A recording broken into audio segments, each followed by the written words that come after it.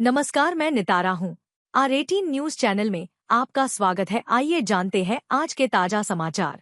पूर्व मुख्यमंत्री अशोक गहलोत ने भाजपा पर हमला बोलते हुए कहा कि हिंदू राष्ट्र वाला इनका नारा काफी कमजोर पड़ गया है और मोदी का ग्राफ भी नीचे आ रहा है। आज देश में बेरोजगारी, महंगाई, भूखमरी जैसे मामलों की चिंता करनी चाहिए। देश के अंदर प्यार मोहब्बत की जरूरत है। इनका रास्ता उचित नहीं है। पूर्व मुख्यमंत्री अशोक गहलोत यह बात आज एक दिवसीय दौरे पर भीलवाड़ा के सर्किट हाउस में पत्रकारों से वार्ता करते हुए कही। उन्होंने कहा कि चुनाव के दौरान उन्होंने हमारे खिलाफ मुद्दा बनाया कि 50 लाख मुस्लिम और 5 लाख हिंदू को दिए। यह बेईमानी करके चुनाव जीते हैं। जीएसटी के सवाल पर गहलोत ने कहा कि सटी का प्रस्ताव कांग्रेस यूपीए सरकार में पारित किया गया था, जिसमें मात्र एक स्लैब की बात रखी गई थी। हमारी जब बैठक होती तो इस मुद्दे में 1 या 2 स्लैब रखने का ही फैसला लिया, मगर इन्होंने 28, 18, 12 जैसे 4 स्लैब रख दिए। इसके आते ही व्यापारियों में आतंक फैल गया। कोई जेल जा रहा है, कोई धमकी दे रहा है, कोई सौदेबाजी कर रहा। इलेक्टोरल बॉन्ड में सौदेबाजी जैसे ही 50 करोड़ का चेक आया और ईडी का नोटिस विड्रॉ हो गया। इलेक्टोरल बॉन्ड को लेकर ईडी ने देश में जो आतंक मचाया उसको सुप्रीम कोर्ट ने अवसंवैधानिक करार तो दे दिया। अब जो पैसा था उनके पास वो वापस विड्रॉल होना चाहिए। यह पैसा पीएम रिलीफ फंड में जमा है और यह तो उनके पास ही है और लूटा भी इन्हीं लोगों ने। जीएसटी में काफी भ्रष्टाचार हुआ और अब जाकर इन्होंने इसमें बदलाव किया है। अब हिंदू राष्ट्र वाला इनका जो नारा था काफी कमजोर पड़ गया है। मोदी जी का ग्राफ भी नीचे आ रहा है, क्योंकि कब तक हिंदू राष्ट्र की बात करें। बेरोजगारी यहाँ पर, महंगाई यहाँ पर, भूखमरी यहाँ पर, 80 करोड़ लोगों आप दे रहे हो, फ्री राशन दे रहे हो इस देश के अंदर है। उसकी चिंता करनी चाहिए ना देश को, बजाय ये कि आप खाली हिंदू मुस्लिम की बात करें। तो ये बातें करना हिंदू की वजह अलग बात है, पर देश के अंदर प्यार मोहब्बत की जरूरत है। संविधान में लिखो लोकतंत्र, समाजवाद, धर्मनिरपेक्षता, उसकी जरूरत है। देश को एक रखना, अखंड रखना है तो। और इनका रास्ता उचित नहीं है मोदी जी की गवर्नमेंट का और बीजेपी का, ये मैं कह सकता हूँ। और ये एक उदाहरण है। क्या कारण है कि भाई एनआईए जो है इसको प्रायोरिटी नहीं दे रही है। परसों प्राइम मिनिस्टर आ रहे 25 को, पहले आए 1 महीना पहले आपके अमित शाह जी। तब मैंने कहा था अमित शाह जी को, क्या किया था मेरे ख्याल में एक्स में, ट्विटर में, मैंने लोगों को जवाब देंगे, इसके ऊपर बोलेंगे, क्योंकि चुनाव मुद्दा ने मेरे खिलाफ बनाया। हमारे चुनाव हारने का और कारण भी हो सकता है, पर एक मुद्दे का नहीं भी था कि 5 लाख बनाम 50 लाख हिंदू को, कितना लाख की फैमिली को, 50 लाख मुसलमान को। ये मुद्दा बनाया, लोगों के दिमाग में बन गया कि वास्तव में 5 लाख दिए बेचारे को, 50 लाख दे दिए मुसलमान को।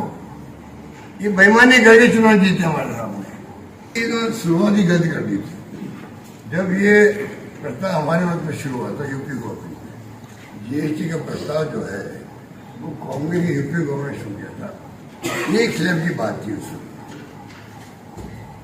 प्रणब मुखर्जी थे वित्त मंत्री, मैं भी सरकार में था उस वक्त में। तो मेरी मीटिंग होती थी, हमारी बॉम्बे की मीटिंग हुई थी, गुजरात भी आया, मध्य प्रदेश भी आया, सब लोग आए थे। तो एक स्लैब या लगभग 2 स्लैब आ रहा। इन्होंने क्या किया, 28 भी, 18 भी, 12 भी, 5 भी, और ऐसा कर दिया। आतंक पैदा हो गया व्यापारी में।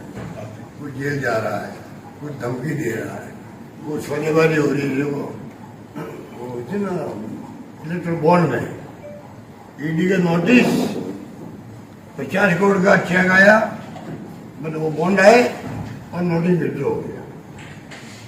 वो ईडी जो इलेक्ट्रोल बॉन्ड ने जो आतंक मचाया देश के अंदर पैसा इकट्ठा करने का, सुप्रीम कोर्ट ने उसको असंवैधानिक करार तो दे दिया। पैसा था, मतलब पैसा वापस वसूल होना चाहिए। चाहे बीजेपी की बात था, कांग्रेस की बात था, चाहे सीपीएम की बात था, कोई पार्टी बात था, वो तमाम पैसा वापस विड्रॉ होना चाहिए। और वो पीएम रिलीफ फंड में जमा हो जाता। वो पैसा पीएम रिलीफ फंड में पैसा हो जाता, वो तो उनके पास ही है, उनके पास पैसा है। और लूटा एक दफा इन लोगों ने। थोड़ा बहुत कांग्रेस को मिला, सीपीएम को मिला, टीएमसी को मिला होगा, पर मेन बात जो थी वो तो हो गया।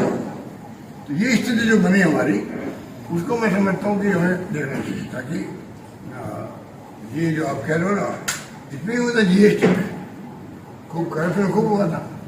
अब इन्होंने जो है फैसला किया है, आज से लागू, कल से लागू हो गया, नदियों के लिए 12 महीने कर दिया। गोभक्त तो ये लोग बनते हैं, गो सेवा हम लोग कर रहे हैं। ये गोभक्त बनते हैं खाली बस, पर गायों की सेवा क्या कर रहे हैं? आप बताइए कि 9 महीने के अंदर के बाद में तो घोषणा नहीं करनी चाहिए, पेमेंट टाइम में नहीं कर पा रहे, तो ये बोल नहीं रहे। हमारी सरकार होती तो बोलते। उसमें ये लोग जो बीजेपी के लोग हैं, जो गोवध कहलाते हैं, ये भेदभाव कर रहे हैं। कल मैंने सुना है कोई मॉब लिंचिंग हो गई आपके यहाँ। मेरा मतलब ये जो आपको मैं बोल रहा हूँ, आपको मैं बोल रहा हूँ, बैठा बैठा बातें कर रहा हूँ, तो कम से कम लड़ाई का मजा आता जा रहा। मतलब पंडित पहरेदारी आ गए, नए आदमी है, थोड़ा सोचना पड़ता है, ह्यूमन नेचर होती है। तो हमारी तो है कांग्रेस कल्चर के अंदर हमेशा हमारी आत्मा के अंदर किसी को अन्याय करना, अत्याचार करना, बदले की भावना देना हमारे कल्चर में नहीं है। कांग्रेस कल्चर इन आरएसएस के और बीजेपी कल्चर में है। सरकार बनते ही पड़ोस में कौन होता? कांग्रेस ही, कोई ट्रांसफर करवा दो उसकी। तो मेरा मतलब वो था, और चोरी के देखिए अभियान मेरी बात है, बहुत खतरा है देश के लिए। आप मुझे बताइए कि अगर मान लीजिए वोट का अधिकार सब काम नहीं रहे और जो व्यवहार कर रहा है इलेक्शन कमीशन वो बहुत खतरनाक व्यवहार कर रहा है, अनुभव से लाते, तो अगर वोट चोरी का जो माहौल बना है देश के अंदर, ईवीएम से पहले बना हुआ था, ईवीएम से पहले बना हुआ था, ईवीएम में भी गड़बड़ हो रही है, पब्लिक में आशंका थी, इसे और पक्की हो गई है, तो ये आरोप लगाते हैं इलेक्शन कमीशन और जवाब उसकी बजाय देती बीजेपी उसी दिन से मिली भगत।